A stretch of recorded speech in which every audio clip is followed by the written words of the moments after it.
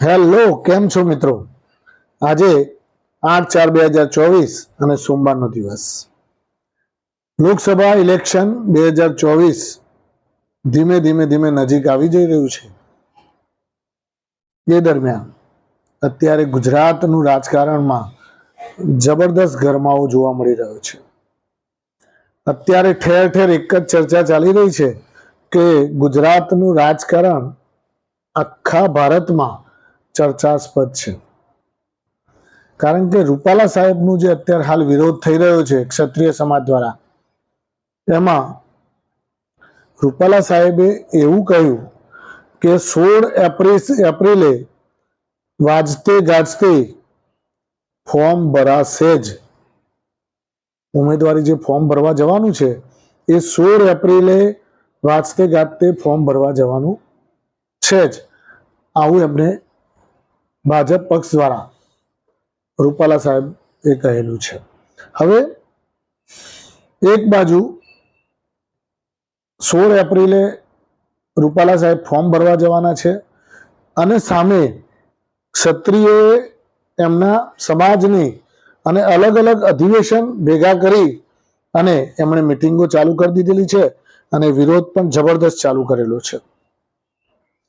કે રૂપાલા સાહેબને તો એવા સ્ટેટમેન્ટ પણ ચાલુ કરી દીધા છે, કારણ કે એમણે તો ઇલેક્શનનો પ્રચાર પણ ચાલુ કરી દીધો પોઝિટિવલી કે હવે બધું પતી ગયું છે, આવા તો વિરોધ થયા કરે. રાજકોટની અંદર જે ચૂંટણી ઉમેદવાર તરીકે રૂપાલા મક્કમ છે, આવા પોસ્ટરો પણ રાજકોટમાં લગાવવા માંડ્યા. એટલે ક્ષત્રિય સમાજ વાળાએ પણ એમના પોસ્ટરો નવા બનાવીને ત્યાં લગાવ્યા છે રાજકોટમાં વિરોધના. તો હવે જોવાનું એ રહ્યું કે અત્યારે હાલ જે આ કસમકસનો માહોલ છે એ કોકડું કોણ ઉકેલી શકશે.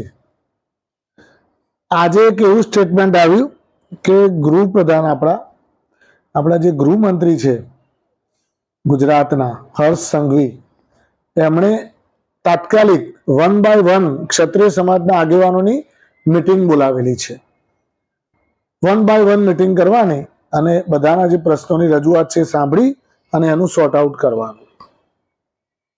તો આ જે મુદ્દો છે એ અત્યારે હાલ જબરદસ્ત ગરમ મુદ્દો છે અને કરણી સેનાના રાષ્ટ્રીય અધ્યક્ષ જે મકરાણા છે, મહિપાલસિંહ મકરાણા, એમણે પણ એવું સ્ટેટમેન્ટ આપ્યું છે કે જ્યાં સુધી રૂપાલાનું ફોર્મ ભરવાનું છે ત્યાં સુધી હું ગુજરાત છોડીને ક્યાંય જવાનો નથી. હું ગુજરાતમાં જ રહીશ અને આનો સખત વિરોધ કરી અને વિરોધ પ્રદર્શન આપણે કરવાનું છે. એટલે હવે જોવાનું એ રહ્યું કે એક બાજુ જે ભાઈઓ છે વિરોધ પ્રદર્શન કરી રહ્યા છે, બીજી બાજુ જે ક્ષત્રિય સમાજની જે બહેનો છે એ બહેનો દ્વારા, એમાંના એક બહેન છે પદ્મિની બા, એમના તો છેલ્લા 4-5 દિવસથી ઉપવાસ પણ ચાલુ છે અને એમની તબિયત ગઈકાલે પરમ દિવસે પણ લથડી હતી. બીજા એક છે પ્રજ્ઞાબા ઝાલા. પ્રજ્ઞાબા ઝાલા એમણે પણ જ્યારે જોહર કરવાની વાત ગાંધીનગર કમલમ ખાતે કરેલી ત્યારથી એમને પણ નજરકેદ કરી દેવામાં આવેલા છે. એમને ક્યાંય બહાર નીકળવાનો કોઈ મોકો આપવામાં આવતો નથી. એટલે આવી પરિસ્થિતિ અત્યારે હાલ ઊભી થયેલી છે.